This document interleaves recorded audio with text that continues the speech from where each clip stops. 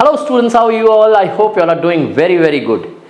इस वीडियो में क्या समझेंगे हम? इस वीडियो में समझेंगे कुछ ये पहाड़, ये आप देख रहे हो, ये क्या बना हुआ है? Prosperity, peak, recession, depression. इसको हम ट्रेड साइकिल कहते हैं या इसको हम बिजनेस साइकिल कहते हैं। बहुत इंपॉर्टेंट है आपको एग्जाम के पॉइंट ऑफ व्यू से, और नॉर्मली भी अगर आप इकोनॉमिक्स के स्टूडेंट हो तो ये कंसेप्ट आपको पता होना चाहिए। चलिए समझते हैं इसको डिटेल में। सबसे पहले देखो, इकोनॉमी में ना डिफरेंट फेजेस होते हैं, ठीक है। ये डिफरेंट फेजेस क्या है? ये ऐसा, ठीक है। डिफरेंट फेजेस क्या है ये? अब इस जो टॉप होता है इसको हम कहते हैं बूम, ठीक है। जो टॉप होता है इसको हम क्या कहते हैं? इसको हम कहते हैं बूम, ठीक। जब ये जो नीचे आता हुआ पार्ट है इसको हम कहते हैं रिसेशन, ठीक है। अब इसको हम समझते हैं बूम और रिसेशन क्या होता है।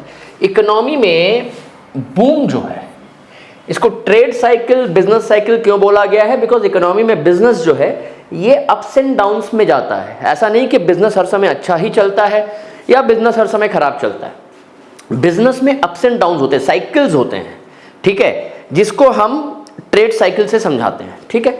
अब समझो बूम एक ऐसा टाइम है इकोनॉमी में जब बिजनेस बहुत अच्छा कर रहा होता है, ठीक है। तो जब बिजनेस में प्रॉस्पेरिटी हो, बहुत बढ़िया चल रहा हो, है ना, प्रॉफिट ज़्यादा है, आपके प्रोडक्ट का डिमांड ज़्यादा है ना, आप ज़्यादा पैसा कमा रहे हो, इनकम इज मोर, इसको हम कहते हैं बूम। तो बूम में कुछ कीवर्ड्स हैं। बूम में क्या होगा? इनकम भी हाई, आउटपुट भी हाई, आउटपुट मतलब प्रोडक्शन भी हाई, और एम्प्लॉयमेंट का लेवल भी इकोनॉमी में हाई होगा। ऑब्वियसली एम्प्लॉयमेंट का लेवल क्यों हाई होगा? बिकॉज आउटपुट हाई है, ज़्यादा गुड्स प्रोड्यूस हो रहे हैं, तो ऑब्वियसली इकोनॉमी में एम्प्लॉयमेंट का लेवल भी हाई होगा, ठीक है। तो ये तीन कीवर्ड है। तो boom is a time when the business does very well, ठीक है। लेकिन सवाल यह है कि इकोनॉमी में हर समय बूम क्यों नहीं रह सकता, राइट? हर समय इकोनॉमी प्रॉस्पेरिटी की तरफ क्यों नहीं जा सकती है ना?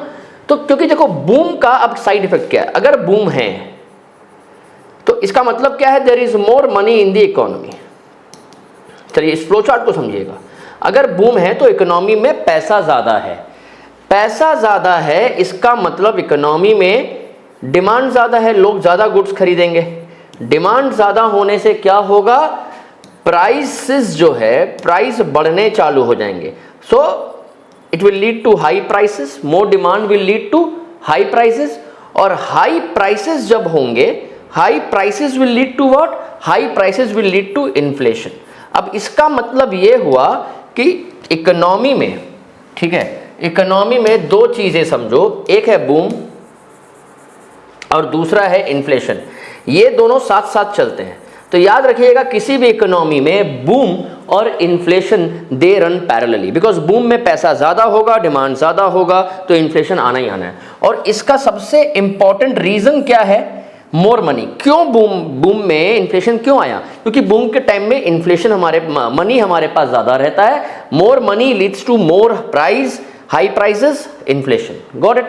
तो ये है बूम। अब ऐसा है कि इकोनॉमी में हर समय बूम एग्जिस्ट नहीं कर सकता, क्योंकि बूम अगर रहेगा तो प्रॉब्लम क्या होगी कि इन्फ्लेशन बढ़ता चला जाएगा, and higher inflation will lead to several problems, ठीक है। अगर इन्फ्लेशन हाई है तो इकोनॉमी में प्रॉब्लम होगी ही होगी। इन्फ्लेशन, ज़्यादा इन्फ्लेशन इकोनॉमी के लिए कभी अच्छा नहीं होता। तो अब क्या करेंगे? इस इन्फ्लेशन को रोकना है। अब इन्फ्लेशन को रोकने के लिए इसके कोर रीजन को समझते हैं। कोर रीजन क्या है? More money supply. Core reason क्या है? More money supply. सॉल्यूशन भी यहीं से निकलेगा, मनी सप्लाई। अब सॉल्यूशन क्या है? सॉल्यूशन मनी सप्लाई को घटाओ, ठीक है। तो बूम का फंडा समझ में आया। अब आते हैं रिसेशन क्या है? रिसेशन मतलब जब ग्रोथ में ब्रेक लग जाए। रिसेस का मतलब क्या होता है? रिसेस का मतलब होता है ब्रेक। रिसेशन का मतलब क्या है? Break in the progression. जब प्रोग्रेशन में इकोनॉमी जब बूम कर रही होती है उसमें ब्रेक लग जाए तो उसको हम क्या कहते हैं? रिसेशन। तो recession is a time when economy does not do well.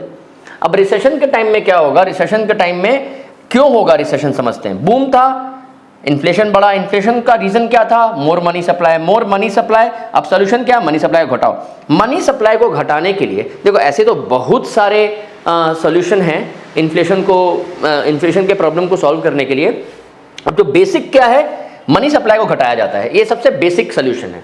तो इसमें आरबीआई क्या करती है, रिजर्व बैंक ऑफ इंडिया, ये कौन है, जितने भी कमर्शियल बैंक है सबके हेड, सबका हेड है ये जो बोलता है रिजर्व बैंक, कमर्शियल बैंक्स वही काम करते हैं। कौन कमर्शियल बैंक, जितने भी बैंक्स आप देखते हो, ICICI, HDFC, SBI, bank of Baroda, ये सारे कमर्शियल बैंक हैं। कमर्शियल बैंक का हेड कौन है, आरबीआई। आरबीआई इंटरेस्ट रेट्स को बढ़ाता है। अब इंटरेस्ट रेट को बढ़ाएगा किस पे, interest rates on loans and deposits both. ये लोन और डिपॉजिट को इंटरेस्ट रेट को बढ़ाएगा।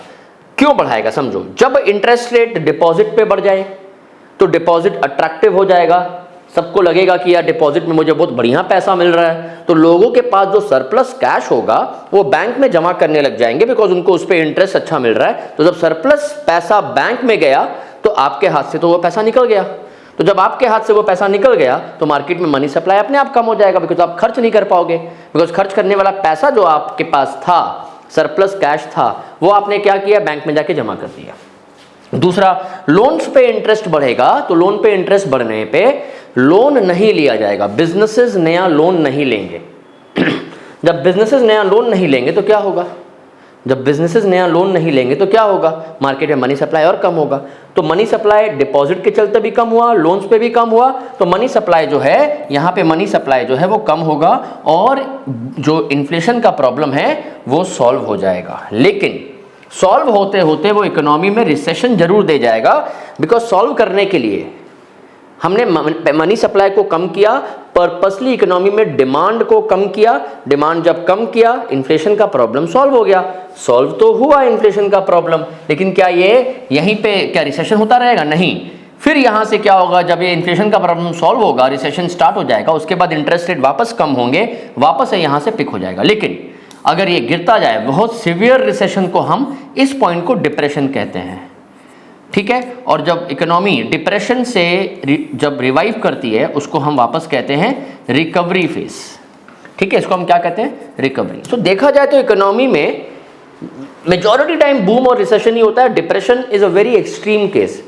देखो रिसेशन भी 1929 से पहले जितने भी इकोनॉमी में डाउनटर्न्स होते थे उसको हम रिसेशन कहते थे, मतलब जितने भी स्लो डाउन्स होते थे उसको हम रिसेशन कहते थे। But 1929 it is known as a year of great depression. अगर आप गूगल में भी सर्च करोगे तो आपको मिलेगा 1929 was a great year of great depression. वो वहाँ वर्ल्ड वाइड बहुत ज़्यादा रिसेशन आ गया था, लेकिन रिसेशन बहुत डीप हो चुका था उस समय। तो जितने यूएस के इकोनॉमिस्ट थे उनको लगा कि ये एक सिचुएशन ऐसा है कि इसको हम रिसेशन नहीं कह सकते, ये रिसेशन से बहुत ज़्यादा है। तो उस समय एक नया टर्म इंट्रोड्यूस किया गया, डिप्रेशन, ठीक है। तो depression is when recession becomes very severe. Alright, अब हम आते हैं नोट्स पे। तो आपको एक चीज यहां समझ में आ गई होगी कि भाई रिसेशन, देखो सबसे पहला